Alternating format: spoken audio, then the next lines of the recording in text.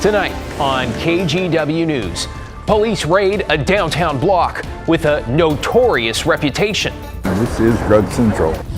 Plus, dangerous and deadly, how Portland police could soon have help stopping street racers. And later, a local teenager becomes the first in his family to go to college. If I can do that, then I would make my parents proud and happy.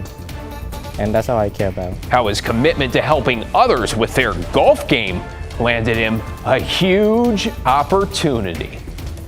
Good evening, and we begin tonight with a wrongful death lawsuit filed against the city of Portland. Thanks for joining us. I'm David Molko. It is the latest development in a fatal encounter in Lents Park between Portland police and a man named Robert Delgado. His family says on that day, 2 years ago to the week, Delgado was having a mental health crisis. Let's get straight to Alma McCarty. And Alma, a grand jury declined to charge the officer who shot and killed Delgado. So what specifically is his family alleging tonight? Well, David, they're claiming the officer who fired his rifle didn't consider the signs or symptoms of Delgado's mental illness. Delgado was 46 years old, homeless, and living in a tent in Lents Park at the time.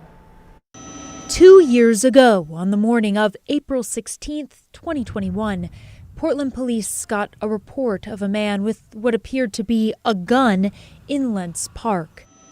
That man was Robert Delgado. Apparently he's acting like James Bond or like a cowboy, doing like quick draws with it, not pointing it at anybody. As shown in video recorded by a witness, officers stood behind trees ordering Delgado to put his hands up or get on the ground. Delgado became agitated and was yelling. At his tent, Delgado reached down to grab something and began to stand when Officer Zachary DeLong fired 2 shots from his rifle, shooting and killing Delgado. Investigators later found a replica pistol that had been in Delgado's possession. Later that year, a grand jury found there was insufficient evidence to charge DeLong with a criminal offense. Now, in a 16-page civil rights lawsuit filed in federal court, Delgado's son alleges the officer who shot and killed his father paid no mind to the signs and symptoms of mental illness, nor did he follow police protocols. Skylar Delgado and his attorneys claim there were available alternatives for the Portland police officer, yet he used none. Instead, he aggressively approached his father with a rifle, shouting commands and threats. Delgado's family has been expressing their concerns over police handling of the situation since the start. Here's what they told reporters shortly after the shooting. The amount of pain that this has caused me and my family it's very hard to put in words and describe. This incident isn't something you ever think that you will have to experience. The city of Portland is also named in this lawsuit. Plaintiffs argue this case and the actions of the officer speak to a long history of police officers ignoring their training, ignoring their directives, and facing no consequences. Delgado's son is asking the court to award damages for the loss of his father, claiming unlawful use of force by the officer and unlawful pattern and practice by the city of Portland. We reached out to the city for comment. They declined, writing, "We do not comment on pending litigation." David? Alma McCarty in the newsroom tonight. Thank you, Alma.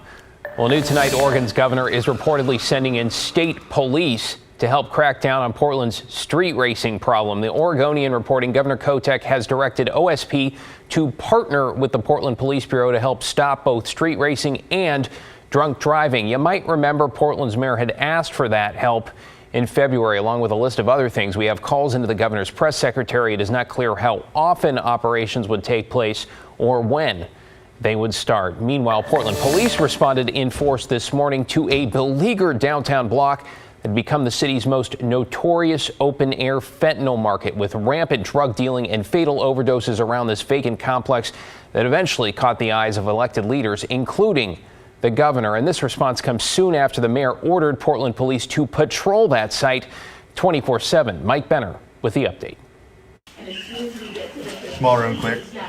Video provided by the Portland Police Bureau shows officers inside the Washington Center building early Wednesday morning. The officers are going room to room looking for anyone who may have snuck into the vacant building. Keep going.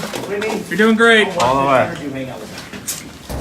Any places not attended on a regular basis, they'll congregate.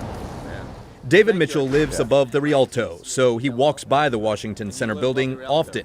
He says there's nothing pleasant about it. Oh, dear Lord.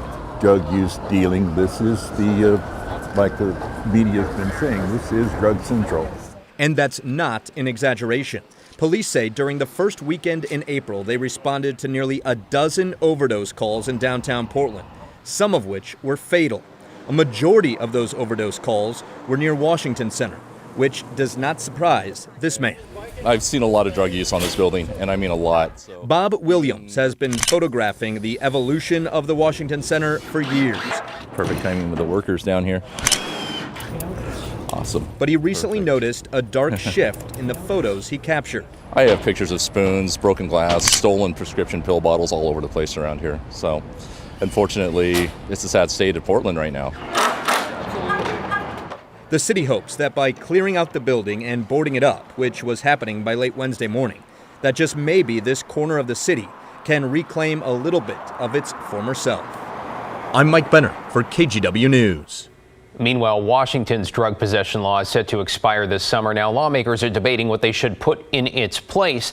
The debate lies in what some might call a tricky balance between treatment and punishment. And to that end, the House and Senate have come up with different bills. The House passed its version today during a marathon session that went into the early morning hours. It would criminalize drug possession as a lower-level misdemeanor, punishable by up to 90 days in jail. Someone facing the charge would also have to get a pretrial assessment to determine if treatment or community service would be a better route. Now, House Democrats say the proposal would provide more help for those facing addiction. Republicans fear those reluctant to get treatment will not be held accountable. And not suffering on the street, not in a place where we have to step over them and we can't give them care. We know we can do better. I think we're setting people who are addicted up for failure. I think we have to walk them through and stay with them and continue to give them the side rails they need to get better. This bill didn't do that. And this bill comes a month after the Senate passed a bill that calls for tougher punishment for possession up to a year in jail, but still offers a treatment route. Senators and representatives will need to work out an agreement before the session ends next week. Let's get you caught up on tonight's other headlines now. The White House has labeled a dangerous form of fentanyl called tranq as a, quote, emerging threat. Tranq is made by mixing fentanyl with an animal tranquilizer. The move asks federal officials to develop a plan to address the drug, which has already been found in nearly every state, including Oregon and Washington. In Gresham, police have arrested 2 suspects who they say had a bag filled with more than 250 apartment keys. Officers say they were responding to a call of a man with a gun trying to break into vehicles in a parking lot on Southeast 190th and Division. We obviously have the wrong video here, but when police arrived, the man and a female suspect ran away, though police caught up. Authorities say the keys are connected to a burglary on Sunday at a Gresham apartment complex. Well, a traffic alert for drivers in the Longview area. Be prepared for a big detour. Yeah, we're talking big because the Lewis and Clark Bridge is closed tonight, completely shut down for emergency repairs. Crews were prepping the bridge for a maintenance project when they noticed a fractured beam. Now, while they work to fix it, drivers have to detour all the way to Astoria or down to Portland just to get across the Columbia. They can also take the Wahkiakum County Ferry. It's going to be running continuously at no cost during this closure. Now, WashDOT expects the bridge could be closed another full day. And Portland leaders have agreed to spend $4.5 million to demolish downtown's O'Brien Square Park. That would include removing the parking structure that was underneath the park and the plaza up top. It's been closed and fenced off since 2018 when it was found to be structurally unsafe. Portland Parks plans to redevelop it into a space for the community.